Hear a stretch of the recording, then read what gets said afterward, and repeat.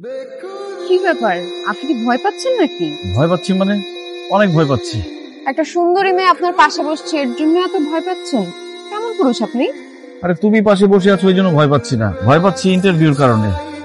জীবনে কত পরীক্ষা দিলাম, এসএসসি, ইন্টারমিডিয়েট, অনার্স, মাস্টার্স, সব পরীক্ষার মধ্যে কত ভালো রেজাল্ট করলাম, কিন্তু কখনো এত ভয় পাইনি। আজকে ইন্টারভিউ দিতে যাচ্ছি, এই জন্য কি ভয়টা লাগছে। কেন? ইন্টারভিউ প্রিপারেশন ভালো নেন নাই? প্রিপারেশন ভালো আছে, কিন্তু প্রবলেম হচ্ছে যদি ইন্টারভিউতে ফেল মারি, তারপর তোমার বাবা তোমাকে আরেকজনের সাথে বিয়ে করে দেয়, এই জন্য ভয় পাচ্ছি।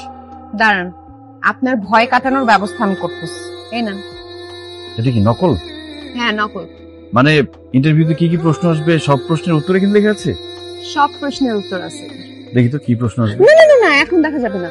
ইন্টারভিউতে ঢোকার আগে আপনি এটা দেখবেন, তাইলে দেখবেন আপনার ইন্টারভিউ ভালো যাবে। শুনুন, বেস্ট অফ লাক। আপনাদের মধ্যে আবির সার্ভারকে আসো। আবির, আজকে যদি তোমার ইন্টারভিউ খারাপ হয়, তুমি চাকরি নাও পাও, তাও আমি সারা জীবন তোমার সাথে থাকবো। আমি তোমাকে বিয়ে করব, কারণ আমিও তোমাকে ভালোবাসি। মিস্টার আবির সারোয়ার। জি স্যার।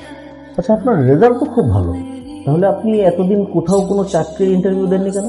স্যার, এতদিন জবের দরকার হয়নি তাই। তা এখন জবের দরকার পড়লো কেন? ম্যাম, সামনে বিয়ে করব তো, তাই জবটা খুব দরকার। মানে আমি যে মেয়েকে বিয়ে করতে চাই তার বাবা আমাকে বলে দিয়েছে আমি যদি জব না পাই তাহলে আমার কাছে বিয়ে দিবেন না, তাই জবটা আমার খুব দরকার। আপনি যে মেয়েকে বিয়ে করতে চাচ্ছেন তার বাবা চাইছে আপনি যেন জব করেন, সেই জন্য আপনি আজকে ইন্টারভিউ দিতে এসেছেন। আচ্ছা মিস্টার আবির, তার বাবা যদি না চাইতেন আপনি কি জবের জন্য অ্যাপ্লাই করতেন না? কোনোদিনও না। মিস্টার আবির, আপনি এখানে আসতে পারেন। Thank you. স্যার, আসতে পারি মানে আমার কি ইন্টারভিউ শেষ? জি, আপনার ইন্টারভিউ শেষ। প্লিজ। আমাকে তো কোনো প্রশ্নই করলেন না, ইন্টারভিউ শেষ হলো কিভাবে? কারণ আপনাকে কোনো প্রকার প্রশ্ন করার মতো কোনো ইন্টারেস্ট ফিল করছি না বিষয়ে।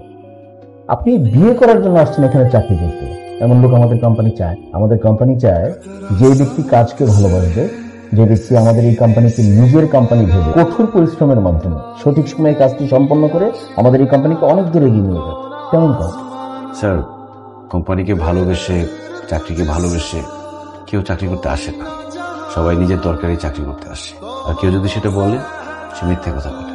আমি সত্যি কথা বললাম তো, তাই আমার চাকরিটা হলো না। যদি আমি মিথ্যে কথা বলতাম, আমি কোম্পানিকে অনেক ভালোবাসি, কাজকে অনেক ভালোবাসি, তাহলে হয়তো আমার চাকরিটা হতো।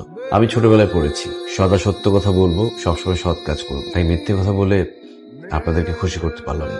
আসি। মিস্টার আবির, বসুন। এখন একটা সত্যি কথা বলুন তো, ধরুন আপনি জবটা পেলেন, তারপর আপনি বিয়ে করলেন, বিয়ের পরে আপনি কাকে বেশি ভালোবাসবেন? আপনার ওয়াইফকে নাকি জবটাকে? অবশ্যই আমার ওয়াইফকে বেশি ভালোবাসবো। কেন? প্রথমত, বউকে বেশি ভালোবাসলে আমার সংসারে শান্তি থাকবে, বউ আমার সাথে ঝগড়া করবে না, অফিসে এসে আমি ঠান্ডা মাথায় কাজ করতে পারবো।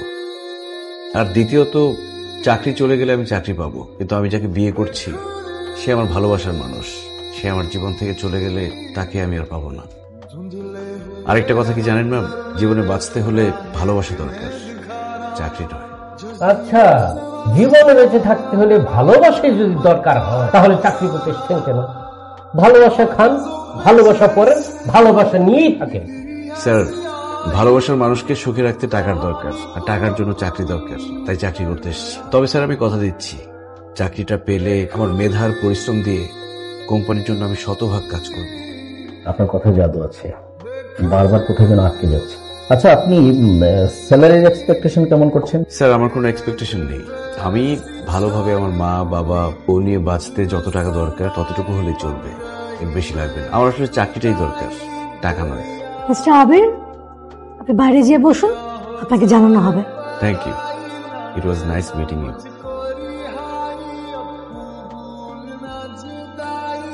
কি ব্যাপার, আপনি এরকম মুখ কোমড়া করে দাঁড়ায় আছেন কেন? কি হয়েছে আমাকে বলেন। চাকরি হয় নাই?